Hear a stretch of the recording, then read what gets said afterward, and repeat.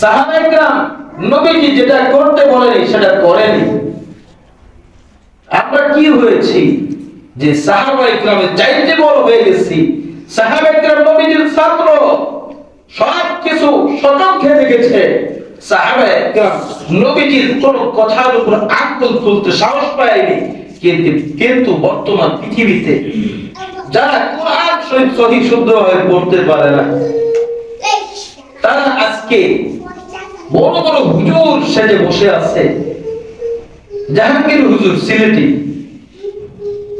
সে আলেম, নিজেকে আলেম দাবি করতেছে। তাহিরি নিজেকে বড় আলেম দাবি করতেছে। গিয়াসউদ্দিন আত-তাহিরি, আরো অনেক, আলাউদ্দিন আল জিহাদি, এরা সব ভণ্ড, স্পষ্ট ভণ্ড। কারণ আজকে যদি আমরা আপনাদেরকে এদের ব্যাপারে সচেতন না করি, এদের কিছু আকর্ষণ কথা যখন শুনবেন সেই মজা লাগবে, তখন বলবেন হুজুর আপনারা ভালো কথা বাদ দেন, আমি তার ওয়াজ শুনেছি, শুধু মজাই লাগে আর মজাই লাগে। ঠিক না? প্রত্যেকটা বাতিলের কথা ভিতর জাদু আছে।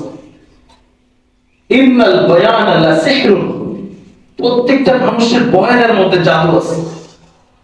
প্রত্যেকটা মানুষের বয়ানের মধ্যে কি আছে? জাদু আছে। ওই বয়ানেই মানুষকে কি করে? আকর্ষিত করে। তাই এই যে ভণ্ডামি করতেছে, তারপরে কি মাঝে মাঝে কান্নার আওয়াজ করে, মা বাবার আওয়াজ করে, তখন মানুষ ভক্ত হয়ে যায়। আর পৃথিবীতে হক্কানি আলেমের মুরিদ খুব কম হবে, আর বাতিলদের, ভণ্ডদের দল ভারী হবে। এটাই স্বাভাবিক। সেজন্য সাবধানে থাকবেন। নবীজি, সাহাবায়ে কেরাম যেভাবে নবীজিকে আপন করে নিয়েছেন, তারা এমন ভাবে আপন করেছেন, নবীজিও খুশি হয়েছেন, আল্লাহ তো খুশি হয়েছেন, এবং আল্লাহ তাআলা তাদেরকে সার্টিফিকেট দিয়েছেন, রাদিয়াল্লাহু তাআলা আনহুম ওয়া রাদু আন, আমি আল্লাহ তাদের প্রতি খুশি, তারাও আমার প্রতি খুশি। সুবহানাল্লাহ। সাহাবায়ে কেরামের চাইতে কি আমরা দামি? أقرني ثم الذين يلونهم ثم الذين يلونهم, সর্বোত্তম যুগ হলো নবীর যুগ। নবী বলেন সর্বোত্তম যুগ হলো আমার যুগ, সর্বোত্তম হলো তার পরের যুগ, সর্বোত্তম হলো তার পরের যুগ। 3 যুগের কথা নবীজি বলেছেন। 12 বছরে কয় যুগ হয়? 1 যুগ হয়। নবীজির যুগ সর্বশ্রেষ্ঠ যুগ ছিল। নবীজির পরে সাহাবায়ে কেরামের যুগ ছিল দ্বিতীয় যুগ, এটাও শ্রেষ্ঠ যুগ ছিল। এরপরে যুগ এসেছে তাবেঈদের যুগ, তৃতীয় যুগ। এই পর্যন্তই নবীজি বলে গেছেন এদের মধ্যে হক বেশি থাকবে, হক গালেব থাকবে, বাতিলের চিহ্ন খুব কম থাকবে। এরপরে যারা আসবে এরা ভণ্ড হবে। এরা কি হবে? অধিকাংশই ভণ্ড হবে। আর এই 3 যুগের মানুষকে যারা ফলো করবে এরা সঠিক পথে থাকবে। সুবহানাল্লাহ।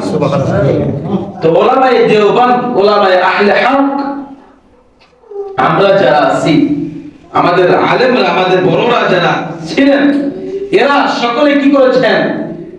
নবীজি যুগ, নবীজির সাহাবায়ে কেরামদের যুগ এবং তাবেঈদের যুগ, এই 3 যুগকে ফলো করেছেন। সেই জন্য এখনো পর্যন্ত দিন টিকে আছে। সুবহানাল্লাহ। যদি এই 3 যুগের ফলোয়ার বা অনুসারী যদি না থাকে, তাহলে মনে করবেন এই পৃথিবী থেকে ইসলাম ধীরে ধীরে উঠে যাবে। ইসলাম মুছে ফেলতে পারবে না। একসময় আবার ইসলাম জাগো দেবে, আবার জাগ্রত হবে, আবার ইসলাম শুধু পুরো পৃথিবীতে ইসলাম চলবে। কিন্তু মধ্যে গ্যাপ যাবে, মধ্যে কি যাবে? গ্যাপ পড়ে যাবে। আর সেই গ্যাপকে পূরণ করবে উলামায়ে আহলে হক, উলামায়ে আহলে হক, উলামায়ে আহলে সুন্নাত ওয়াল জামাত। আল্লাহ পাক রব্বুল আলামিন বলেছেন যে কোরআন কারীমের আয়াত আমি শুরুতে তেলাওয়াত করেছি, নবীজি আমাদের আখিরি নবী, নবীজির পরে আর কোন নবী আসবে না।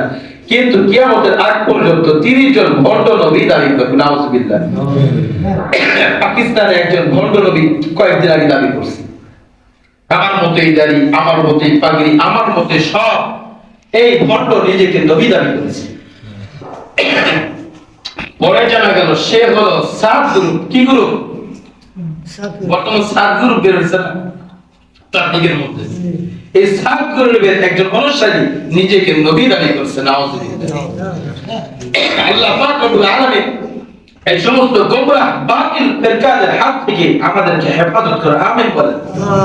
আমরা যদি এগুলো না বলি আপনারা চিনতেই পারবেন না কে ভণ্ড আর কে ভালো। সেজন্য আমরা সচেতন থাকবো, কোন প্রকার বাতিলদের খপ্পরে যেন আমরা না পড়ি। আল্লাহ পাক